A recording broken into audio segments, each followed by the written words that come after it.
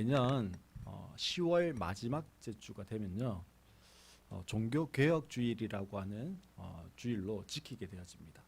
오늘이 10월 마지막째 주일이니까요. 그 말은 오늘 뭐 대부분의 교회들이 종교개혁주일이라고 하는 것으로 지킨다, 이렇게 이해하시면 됩니다. 이 종교개혁하면요, 가장 먼저 떠오르는 사람이 루터라고 하는 사람입니다. 이 루터 당시에 기독교라고 하는 것은요, 중세 시대니까 중세 기독교는 무소불위의 권력을 휘두르고 있었어요. 뿐만 아니라 기독교라고 하는 것 자체가 중세 사회라고 하는 것을 만든 모태가 되어지기도 하고 그것을 이끌어가는 중심에 있었던 그런 것이기도 했습니다. 그렇지만 이 중심에 있고 무소불위의 권력을 휘두르렀기 때문에 그 교황청에 대한 반발도 심했습니다.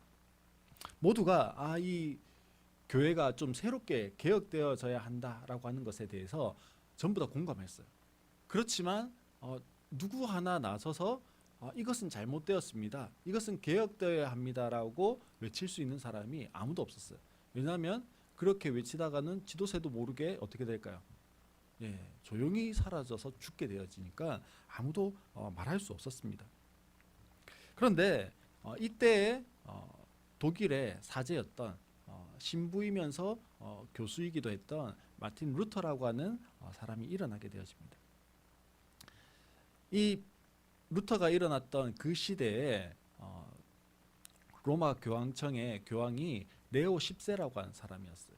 근데 이 레오 10세가 그 이전부터 해서 계속적으로 했던 것이 있었는데, 그것이 무엇이었냐면 베드로 대성당을 짓는 거였어요. 베드로 대성당을 짓기 위해서 어마어마한 돈을 끌어다 썼습니다. 독일의 그 거부였던, 귀족 중에 거부였던 푸거 가문이라고 하는 가문으로부터 엄청난 돈을 빌렸고, 그것을 이제 갚아야 하는 그런 재정적인 압박을 받고 있었음에도 불구하고 여전히 그 사업을 멈추려고 하지 않았어요.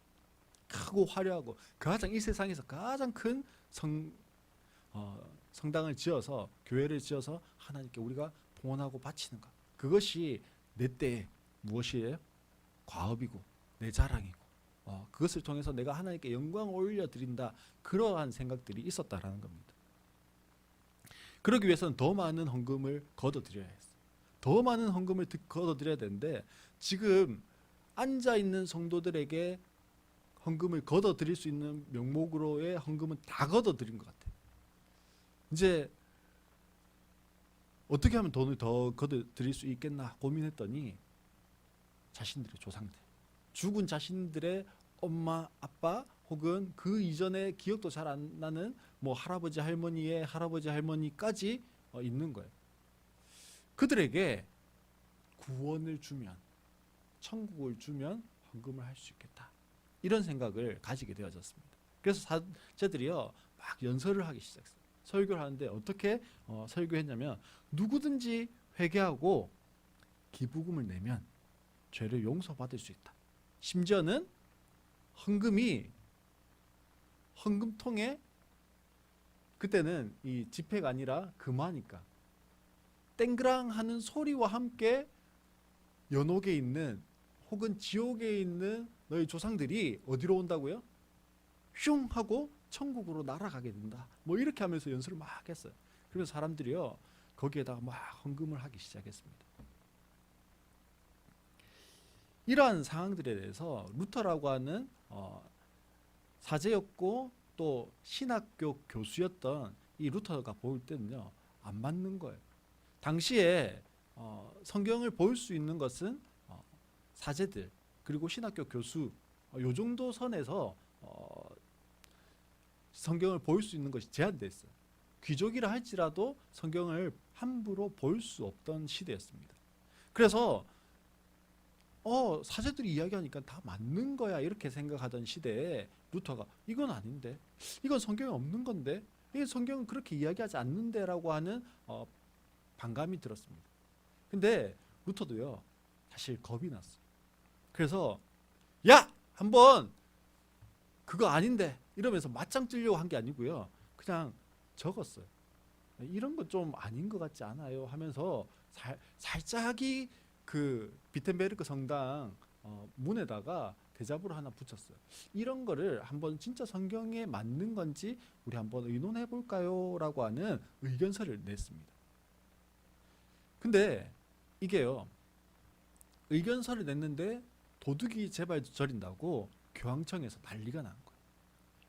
그리고 그 소문이 점점 커지고 확산되어져서 루터가 이야기하는 게 맞는 것 같아.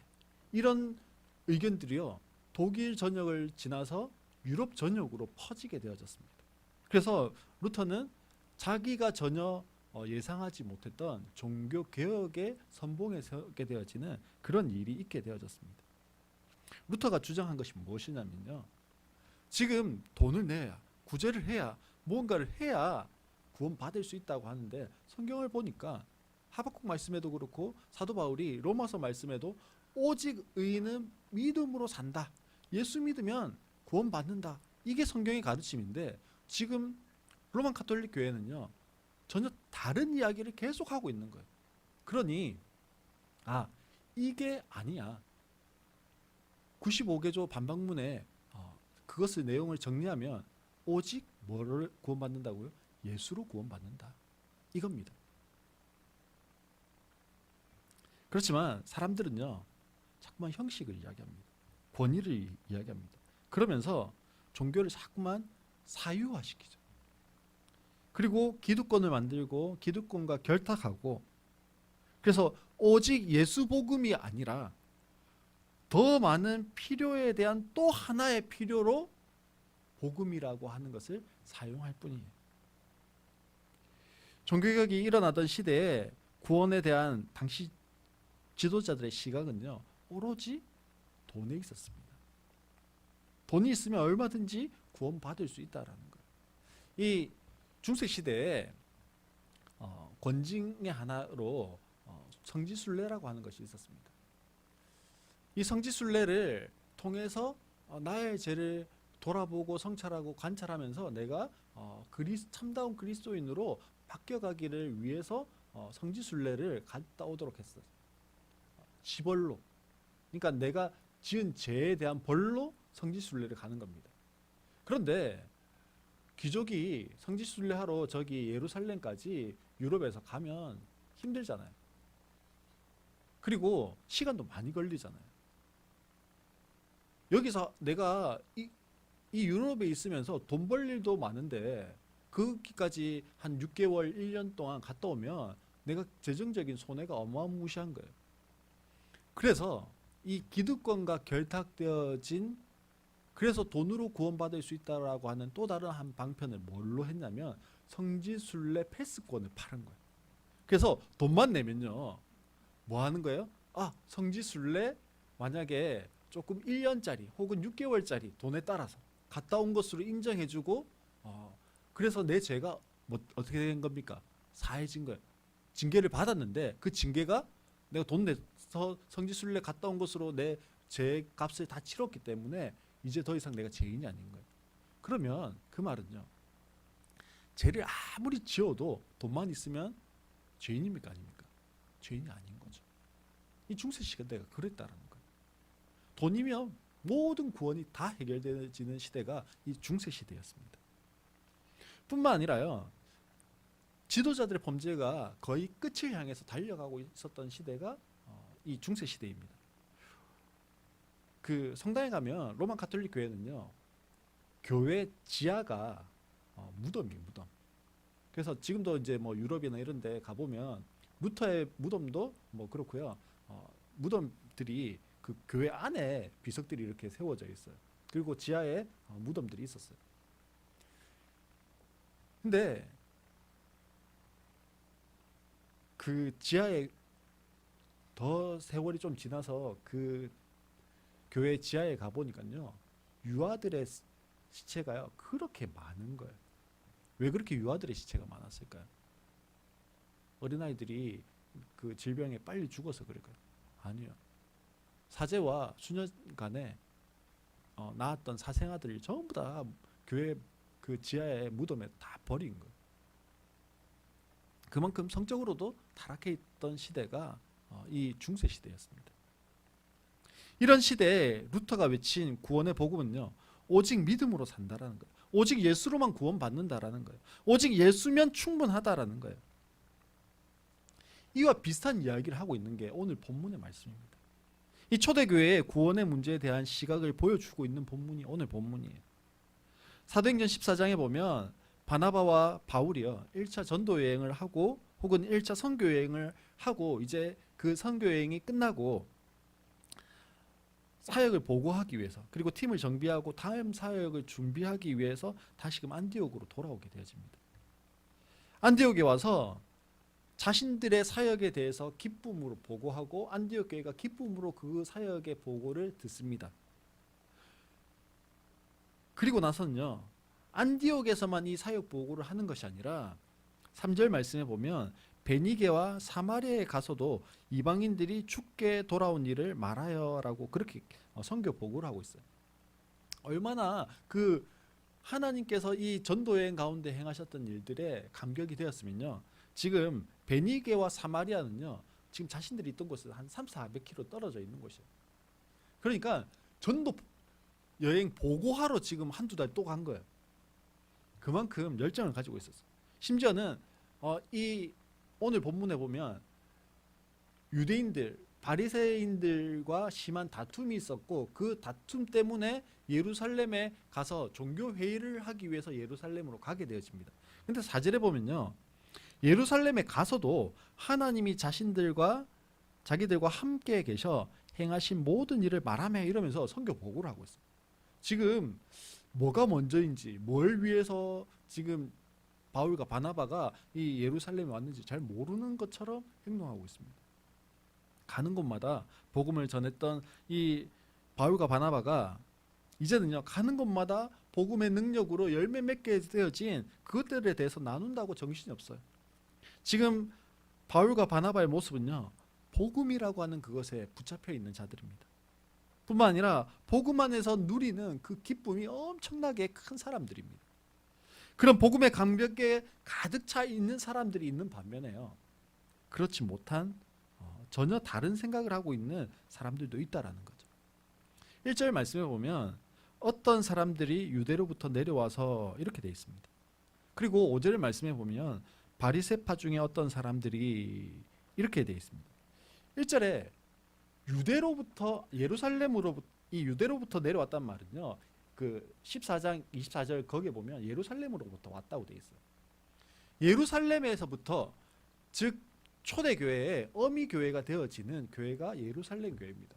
이 예루살렘 교회에서 왔다, 이 말은요, 그냥 지나가다 들린 게 아니고요, 파송받았다, 이런 의미를 가지고 있어요. 근데 사실은 이 사람들을요, 예루살렘 교회가 파송한 적이 없어요. 근데 그런 것처럼 와가지고는요, 강단을 통해서 메시지를 하는데, 말씀을 전했는데 그 말씀이 뭐예요? 너희들이 예수를 믿어서 그리스도인 되었다, 성도가 되었다. 근데 그것만 가지고는 안 된다. 모세 율법과 하나님 명령하신 할례라고 하는 것을 함께 해야 완전한 구원을 받게 되는 거야 라고 하는 이야기를 했습니다. 지금 1절에 등장하는 어떤 유대인들 혹은 5절에 등장하는 바리새파 중에 어떤 믿는 자, 이 사람들이요, 유대인들이 아니에요. 유대교 사람들이 아니라는 거예요. 어떤 사람들입니까? 그리스도인들이. 오순절 마가다락방에 성령 강림으로 믿었든지 아니면 그 이후에 베드로의 전도를 통해서 복음 설교를 통해서 들었든지 간에 예수 믿게 되어지고 사람들이라는 거죠. 근데요, 여전히 이 사람들은 어떻습니까? 여전히 포기 못하는 게 있어요. 이것만은 붙잡고 가야 되는 게 있어요. 그게 뭡니까? 바로 율법이었습니다. 율법이 곧 하나님이라고 생각하니까 그 하나님을 넣을 수가 없는 거예요. 그래서 율법은 꾹 잡고 있어요. 근데 율법을 예수님 폐하러 오셨다고 말씀하셨잖아요. 그 율법을 다 지킬 수는 없을 것 같아요. 그러면 유대교랑 그리스도교랑 기독교랑 다른 게 없으니까. 그래서 이 율법을 좀 낳기는 낳아야 되는데, 그러면 율법은 낳는다 진짜 이렇게 포기를 했어요. 그런데 여전히 포기 못하는 게 하나가 있는 거예요. 그건 뭐냐면 할례였습니다. 왜 할례를 포기 못했을까요? 이건요, 모세가 율법 받기 전에 이미 하나님께서 직접 명령하셔가지고 행하던 거예요. 모세의 율법보다 한 400~500년 더 이전에 하나님이 명령하셨던 게 이 할례라고 하는 거예요. 그러니 가장 중요한 한 가지를 꼽아라, 찾아라 하면 그건 뭘까요? 할례인 거죠. 그래서 할례만큼은 다른 거 다 포기하고 모세 율법 아니다 해도 뭐는 해야 돼? 할례는 해야 돼. 우리 조상 아브라함이 했던 그 할례는 해야 돼. 그렇게 이야기하는 거예요. 그러니 할례가 없으면 구원이 없다. 이 말이요, 이 유대인들에게는, 유대인 그리스도인들에게는 너무 자연스러운 거예요. 이들에게 야, 할례가 없어도 구원받을 수 있어 라고 이야기하는 건요, 야, 전통을 버리는데 어떻게 진리라고 이야기할 수 있어? 그렇게 도리어 반문하게 만드는 것일 수 있습니다. 사실 1절과 5절에 나오는 이 유대인 그리스도인들과요, 바울과 바나바가 경험했던 그 하나님은요, 성령의 일하심은 완전히 다른 것일 수 있습니다. 분명히 같은 하나님 믿어요. 분명히 같은 예수님을 믿습니다. 분명히 같은 성령님의 일하심을 믿어요. 그런데요, 그들의 삶은 성경이 말씀하는 하나님과 전혀 다른 하나님을 지금 대면하고 살아갈 수 있다는 거죠. 그러면 유대인들이 할례를 왜 그렇게 강조하고 목숨을 걸까요? 그건요, 구원받는데 그냥 예수 믿으면 구원받아, 이거 말고 내 편에서 무엇인가를 해야 구원받지, 아무것도 난 안 하는데 구원받는다고? 그거 좀 이상한 거 아니야? 이런 거예요. 하다못해 보세요. 신봉사가 눈을 뜨기 위해서는 뭘 합니까? 공양미 300석을 내요. 라마 불교에 보면 오체투지라고 하는 게 있습니다. 이 모든 5가지의 이 마디들을요, 땅에다가 다 대면서 절하고 5발 가고 또 다 대고 하면서 그 라마 불교의 그 성지까지 가는 것을요, 수행하면서 가는 것을 오체투지라고 그래요. 그렇게 해야 내가 진리를 알고 진리에 다다르고 구원받을 수 있지, 뭐 그렇게 이야기합니다. 이 로마 가톨릭은 어떨까요? 로마 가톨릭도 마찬가지예요. 무릎으로요, 루터도요, 내가 구원받기 위해서, 내 죄의 문제를 해결하기 위해서요, 무릎으로 베드로 성당을요 기어서 올라가요. 근데 그것만 가지고는 조금 까지다가 마니까 별로 이게 아닌 것 같아요. 그래서 어떻게 하냐면 거기에다가 이런 사기 그릇을요 계단마다 깨가지고 뿌려놓고, 더 고통스럽게 하면서 그 계단을 오르내리죠. 그렇게 하면 내가 구원받을 수 있을 것 같아서. 또 내가 착한 일을 하면, 선한 일을 하면, 구제 일을 많이 하면 이게 전부 다 뭐예요? 구원의 조건이에요. 구원을 충족시키는 조건이라는 거죠. 이런 걸 해야 뭐 할 수 있다라는 거예요? 구원받을 수 있다, 이렇게 이야기하는 거예요. 할례도 마찬가지예요. 할례가 뭡니까? 구원의 조건이에요. 할례를 행하는 그것을 통해서 내 구원의 조건이 어떻게 된다라는 겁니까? 충족되어진다, 그런 겁니다. 근데요, 우리가 하나님 편에서 한번 뒤집어서 생각해 보죠. 하나님 편에서 보면요, 하나님 어떤 분이십니까? 천지 만물을 창조하신 창조주 하나님이세요. 근데 자신 능력이 없어서요, 공양미 300석이 필요할까요? 우리가 한번 생각해 보세요. 개미가요, 우리한테 아무리 열심히 절을 수천 번, 수만 번을 한다고 생각해 보세요. 그 개미가 내한테 절하는 게 무슨 의미가 있어요? 아무 의미가 없잖아요. 하나님 편에서도요, 보면 마찬가지일 수 있어요. 우리가 어떤 선한 것을 하고요, 어떤 노력을 하고요, 무엇을 하면 창조주 하나님이신 만왕의 왕이 되시는 그 하나님을 만족시키는 행위를 할 수 있을까요? 아무것도요, 하나님의 기준에서는 구원을 충족시킬 수 있는 근거가 되는 게 없어요. 내가 할례를 받고 받지 않고 하나님 편에서는요 별로 중요한 게 아니에요. 하나님 편에서 무엇이 더 나을까요? 하나님의 결정에 예라고 순종하는 게 더 필요한 거죠.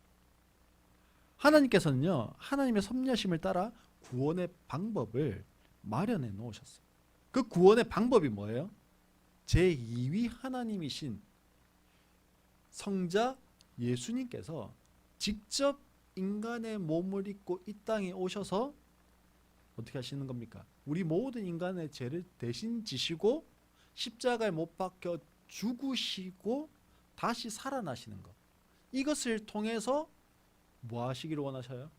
우리를 구원하시기를 원하시고 하나님께서 마련해 놓으신 구원의 방법이 그거예요. 우리는 뭐 하면 됩니까? 우리에게 요구하시는 것이요 아무것도 없어요.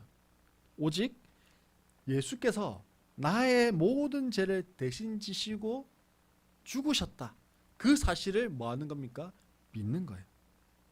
그래서 예수님을 힘입어서 내가 구원받는다. 이것을 믿고 고백하는 겁니다. 다시 말해서 인간은요 오직 예수님을 믿으면 뭐 하는 거죠? 구원받는 거예요. 이것을 인정하고 고백하는 거예요. 다른 모든 것은요 어떻게 하셨습니까? 하나님이 친히 하셨어요. 하나님이 하셨고 우리에게는 인정해라, 고백해라. 그것이 전부예요. 너무 쉽습니다. 너무 간단해요. 너무 하나님 편에서 다 하셨어요. 근데요 참 이상해요. 너무 쉽고 너무 간단하고 너무 하나님 편에서 다 해서 못 믿겠다는 거예요. 우리도 뭔가 할 게 있어야 되는데 아니 하나님 다 하시면 우린 뭐 해요? 하나님 우리에게 계속 말씀해요. 아니야 너희는 아무것도 안 해도 돼.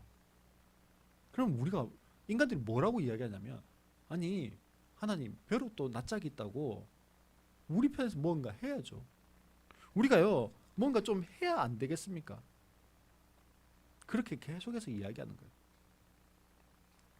어떻게 해야 구원받을 수 있는가? 이게요 유대인들과 바울과 바나바 사이에 일어났던 논쟁입니다.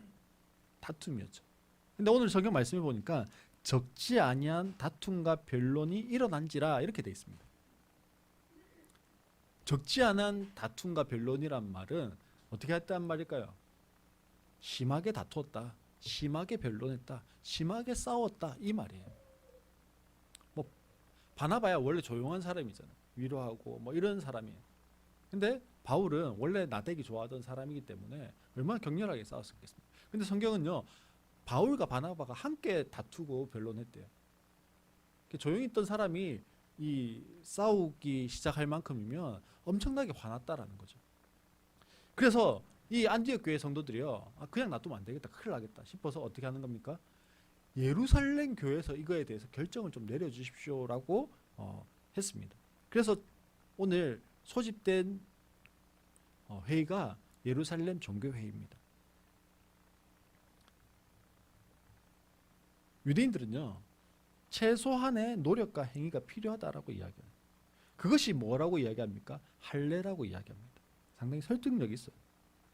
그러니까요 바울과 바나바는 예수를 믿기만 하면 구원받는다 이렇게 반박하는 거죠. 왜요? 사실 바울과 바나바는요 현장에 있어 봤거든요. 실제로 그곳 가운데서 그것만으로 충분했거든요. 다른 무엇이 더 필요하지 않았거든요. 하지만 서로의 의견에 대해서요 전혀 간격이 좁혀지지 않는 거예요. 예루살렘에 갔어요. 예루살렘 회의로 모였어요. 그곳에서 모여서 이야기하는데도요 끝이 없어요. 이 사람이 이렇게 이야기하면 또 저 사람이 저렇게 이야기하고 저 사람이 저렇게 이야기했더니 또 이 사람이 나와서 이야기하고 계속 돌아가는 겁니다. 싸움만 점점점 커져요. 그때 나대기 좋아하는 누가 나댑니까? 베드로가 나대죠. 야, 지금 이 회의를 주관하고 있는 것은 예수님의 아후 동생인 야고보가 이 회의의 의장이에요. 근데 사실 베드로가 이 예루살렘 교회 담임 목사님 같은 역할을 하는 분이잖아요. 그래서 야, 내 말 좀 들어봐라. 너희들 이야기 다 알겠다.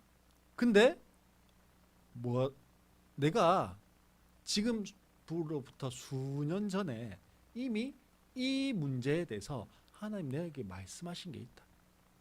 그러면서 이야기를 쭉 풀어가는 겁니다. 그 이야기가 뭡니까? 우리가 앞에서 살펴봤던 사도행전 10장에 나오는 고넬료의 사건이었습니다. 야, 내가 부정하다라고 생각해서 먹지 않겠다라고 환상 가운데서도 3번이나 거절했는데 하나님이 내가 깨끗하게 한 것을 부정하다 하지 마라. 그렇게 이야기하면서 내가 고넬료에게 갔고 고넬료에게 세례를 베풀었다. 그렇게 이야기하는 거예요. 하나님께서는 우리에게 하셨던 것처럼 이방인들에게도 동일하게 하셨다. 지금 이 예루살렘 교회에 있는 사람들이요, 원래 할례를 받았던 사람들이에요. 근데 할례를 받았건 안 받았건 그것과 상관없이 이 사람들이 예수 믿고 구원받은 것은 어떻게 받았습니까? 오순절 마가다락방에 성령이 임하고요, 예수님은 내가 주님으로 고백했고 성령이 임해서 어떻게 해요? 예수 믿었어요. 성도가 되었어요. 근데 이 고넬료 가정은 어떻습니까? 성령이 임했고 예수님 믿었어요. 그리고 난 다음에 무언가 할례를 행해야 하는 더 필요가 있었을까요? 아니요. 필요가 없었어요. 그것만 해도 충분했거든요. 지금 바울과 바나바는 현장에서 그걸 경험하고 온 것이고요. 이미 이러한 논란이 될 것을 하나님 아시고요, 수년 전에 베드로에게 15장에서 논란이 되어지는 게 10장에서 이미 한번 예행 연습을 끝내는 사건이에요. 그래서 베드로가 이 모든 것을 정리합니다. 하나님 구원 계획 이게요 있다. 하나님께서 그렇게 하신다. 이 말을 듣고 났더니요, 이 종교에 모였던 사람들이 뭐라고 이제 반응하냐면, 그러면 하나님께서 정말 이방인도 구원하시기 원하시는구나, 이렇게 이야기합니다. 그러면서 이제 이거를 명문화하자, 딱 확증하자, 이러면서 야고보 사도가 이야기하게 됩니다. 우리가 뒷부분은 안 나와 있는데요, 어떻게 하는 겁니까? 할례 이런 거 필요 없고 무엇만 하면 된다고요? 예수를 믿으면 구원을 받게 된다. 그것이 이방인이건 유대인이건 상관없이 예수 믿으면 구원받는다. 이게 명문화되어진 겁니다. 지금 우리는요, 예수 믿으면 구원받는다, 이 말 너무 전도하면서 많이 쓰는 말이에요. 너무 당연한 것처럼 여겨지는 말입니다. 하지만 초대교회 당시에는요, 우리가 할례 받으면 구원받는다가 오히려 더 자연스러운 시대였어요. 그 시대에 무엇만 하면요, 예수만 믿으면 구원받는다. 예수 믿으면 구원받는다, 이 문구가요, 예루살렘 종교회의를 통해서 정해지지 않았으면, 베드로가 그 환상을 보지 않았으면, 고넬료가 환상에 순종하지 않았으면요, 지금 나에게 이 복음이요 없을 수 있어요. 오늘 살아가는 우리는요, 구원의 문제에 대해서 어떠한 시각을 가지고 있습니까? 그리고 성경을 어떻게 받아들여야 할까요? 오늘 기독교 안에요, 여전히 이런 모습이 존재하고 있습니다. 끝까지 붙잡고 포기하지 않고 끝까지 수용하지 않으려고 하는 것들이요 많이 있습니다. 제가 계속해서 지금 사도행전을 묵상하고 있는 가운데 설교하고 있습니다. 복음서에도 그렇지만 사도행전에서도요, 많은 이적과 표적들이 나타나는 것을 기록하고 있습니다. 성경에 왜 이렇게 많은 이적과 기적들을 기록해 놓았을까요? 물론 그 이적과 기적들을 통해서 하나님이 말씀하시고 싶은 메시지가 분명히 있습니다. 그런데 이런 본문들을 대하고 설교할 때 신학자들 가운데는요, 이런 사람들이 있습니다. 은사중지론자들이라고 하는 이름을 붙여서 이야기하기를 원하는 그런 사람들이 있습니다. 반대가 있겠죠. 그러면 반대는 뭘까요? 은사 유지론, 지속론, 이렇게 이야기할 수 있습니다. 이 은사중지론이라고 하는 건 뭐냐면요, 성경이, 우리가 가지고 있는 이 성경이 66권으로 이제 계시록까지, 창세기부터 계시록까지 무엇 됐습니까? 완결되었어요. 완성되어졌습니다. 그러니 이제 더 이상은 성경에 기록된 은사와 이적이 필요 없다라고 해석하는 거죠. 그래서 은사 지속론자들이 반발합니다. 뭐라고 반발할까요?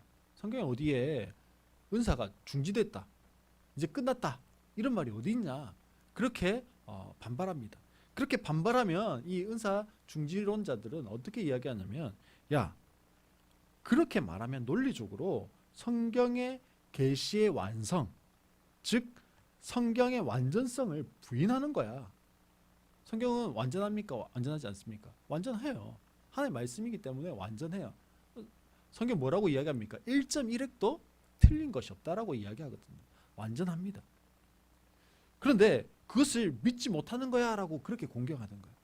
그러면서 은사와 이적은 성경 시대에 단회적으로 혹은 제한적이고 한시적으로 일어난 사건이야. 그것을 통해서 계시의 목적을 이루기 위한 것이었어. 이렇게 이야기합니다. 사실요, 저도 그렇게 배웠어요. 그리고 그렇게 가르쳤습니다. 분명히 계시의 종결 완성이 분명합니다. 성경이 가장 완벽한 가치입니다. 하지만요, 이 이적과 능력과 은사가 나타나면 성경이 다시 불완전해진다, 덜 완전해진다 라고 하는 그 생각 자체가요, 뭘까요? 성경의 완전성을 부인하는 결과예요. 그 말은 뭡니까? 내가 그것을 부인하면 성경이 안 완전해지고 그것을 믿으면 완전해, 이런 차원이 아니라 그냥 하나님의 말씀은 뭐한 겁니까? 원래 완전한 거예요. 개척하고 말씀대로의 교회, 성경대로의 교회라고 하는 것에 초점을 삼으니까요, 더욱더 좀 선명해지는 것 같아요. 2000년 전에 일하셨던 그 성령이 지금도 여전히 동일하게 일하시고 계시는 거예요.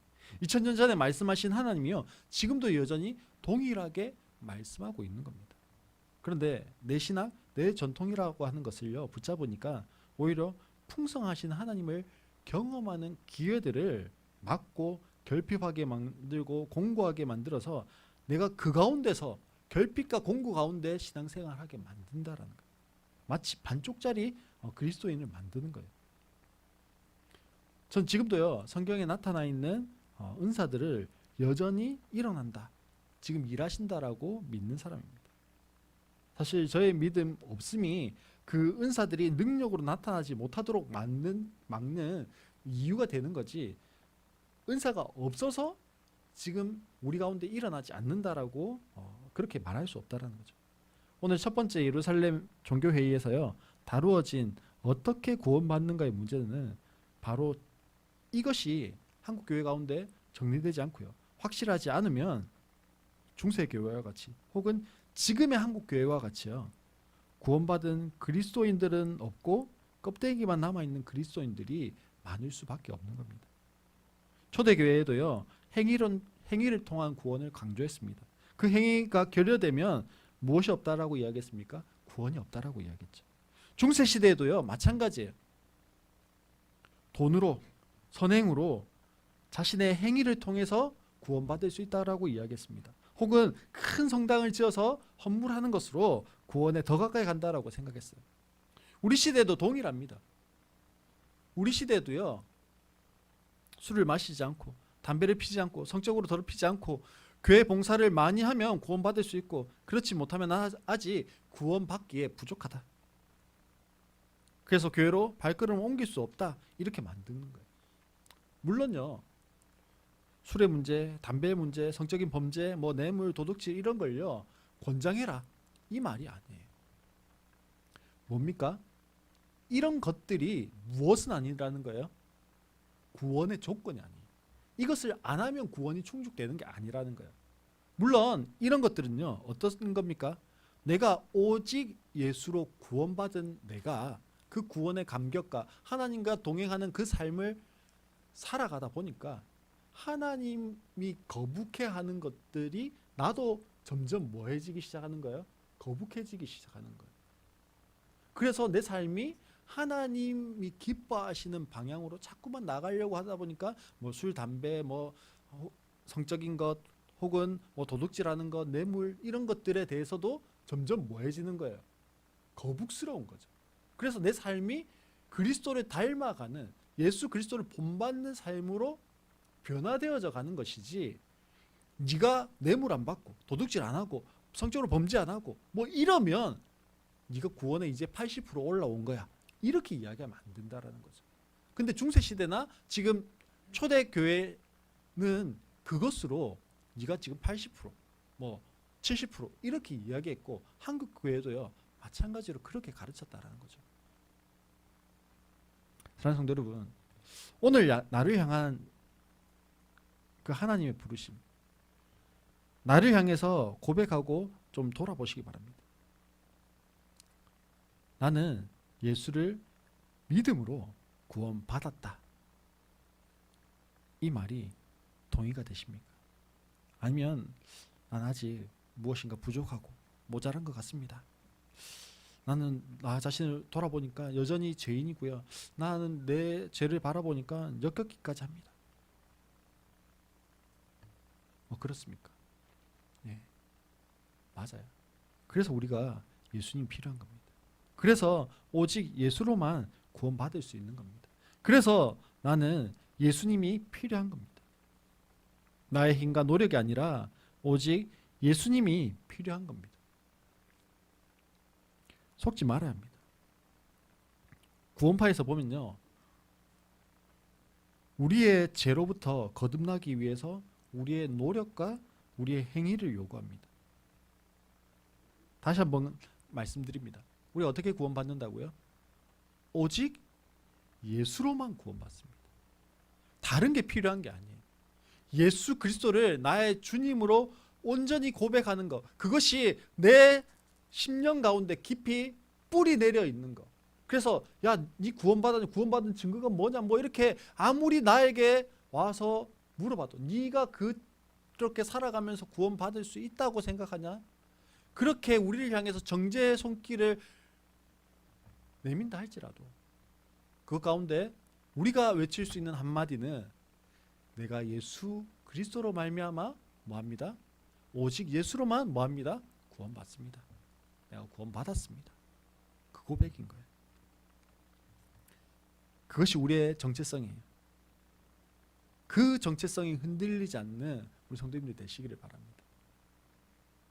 그 정체성 안에서 우리가 오직 예수, 그것을 온전히 붙들고 살아갈 수 있는 우리 모든 성도님들 되시기를 주의 이름으로 축원합니다.